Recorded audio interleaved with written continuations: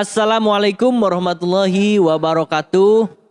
Alhamdulillahirabbil alamin wassalatu wassalamu ala asrofil anbiya'i wal mursalin wa ala alihi wassohbihi ajmain. Amma ba'du.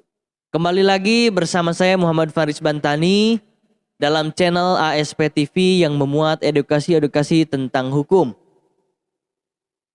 Semoga kawan-kawan yang menjalankan ibadah puasa selalu dalam lindungan Allah Subhanahu wa taala dan semoga kawan-kawan yang menjalankan aktivitas dapat menjadi ladang pahala dan dapat menjadi ladang rezeki bagi kawan-kawan. Amin ya rabbal alamin. Pada kesempatan kali ini, pada pembahasan kali ini, saya akan membahas mengenai pengenalan hukum jinayat, yaitu peraturan atau Qonun Aceh. Tetapi sebelum masuk pada pembahasan, bagi kawan-kawan yang belum subscribe, untuk subscribe terlebih dahulu dan jangan lupa like, share, and comment agar channel ASP TV bisa terus berkembang dan terus semangat memberikan edukasi-edukasi tentang hukum kepada kita semua.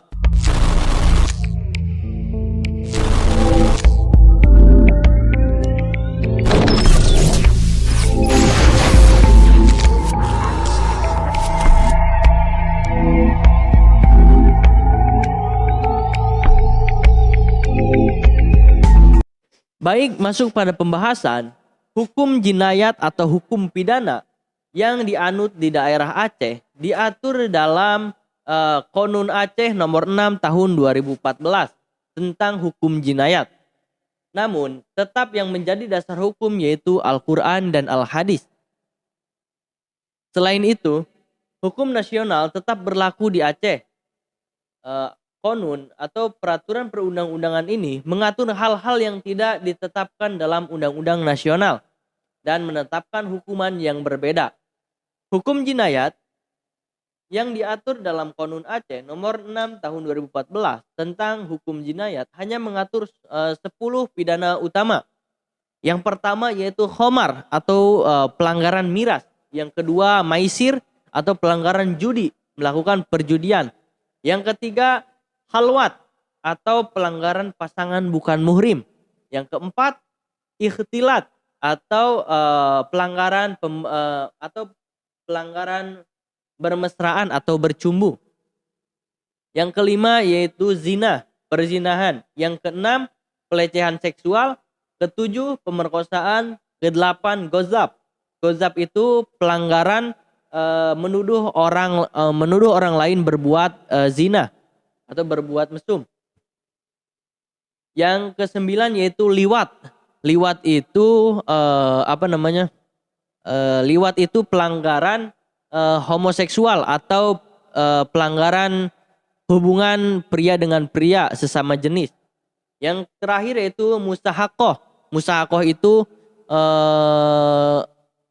hubungan wanita dengan wanita atau lesbi. Pelanggaran untuk para wanita yang berhubungan dengan wanita. Adapun sanksi yang dapat dikenakan bagi pelaku yang melanggar ketentuan yang diatur dalam pasal 3 ayat 2 yaitu diatur dalam pasal 4 yang berbunyi. Sanksi yang pertama yaitu ukubah hudud atau pelanggaran hudud dan yang kedua yaitu ukubah ta'zir. Ukubah hudud ini berupa sanksi cambuk, sedangkan ukubah ta'zir ada hukum yang didasarkan atas kebijakan hakim karena tidak terdapat dalam Al-Quran dan hadis. Ukubah ta'zir dibagi menjadi dua. Yang pertama yaitu ukubah ta'zir utama, cambuk, hukuman cambuk, denda, penjara, dan restitusi. Yang kedua, ukubah ta'zir yang kedua yaitu ukubah tambahan. Pembinaan oleh negara, restitusi oleh orang tua atau wali, pengembalian kepada orang tua, pemutusan perkawinan, pencabutan izin dan pencabutan hak atau perampasan barang-barang tertentu dan kerja sosial. Mungkin di dalam kitab undang-undang hukum pidana yang tercantum dalam pasal 10 ini sama dengan pidana pokok dan pidana tambahan. Ruang lingkup Qonun Aceh ini berlaku bagi setiap untuk Qonun Aceh berlaku bagi hanya warga Aceh saja, tidak melingkup untuk daerah-daerah Indonesia lainnya. Nah, ada 4 orang yang dapat dikenakan pelanggaran yang diatur di dalam Konun Aceh nomor 6 tahun 2014 tentang hukum jinayat. Yang pertama yaitu setiap orang beragama Islam yang melakukan jarimah Aceh. Jadi yang pertama yaitu orang Islam yang melakukan jarimah Aceh.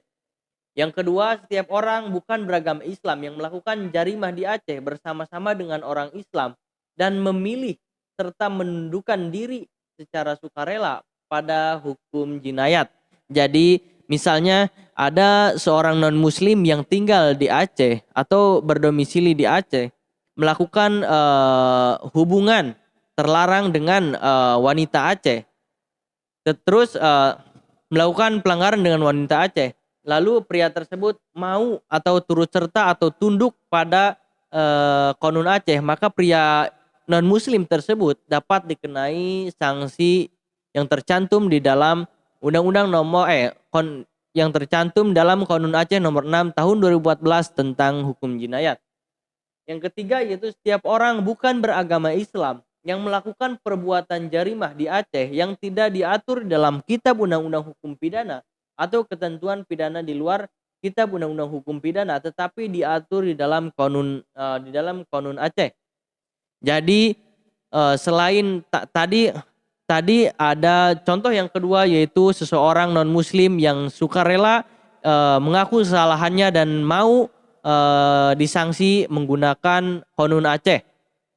Tapi yang ketiga ini bagi siapapun orang non muslim yang tinggal di Aceh dapat dikenai sanksi Konun Aceh, yaitu hukum jinayat apabila Kitab Undang-Undang Hukum Pidana dan di luar Kitab Undang-Undang Hukum Pidana tidak mengatur tindak pidana yang dilakukan oleh non-muslim. Yang terakhir yaitu badan usaha yang menjalankan kegiatan usaha di Aceh.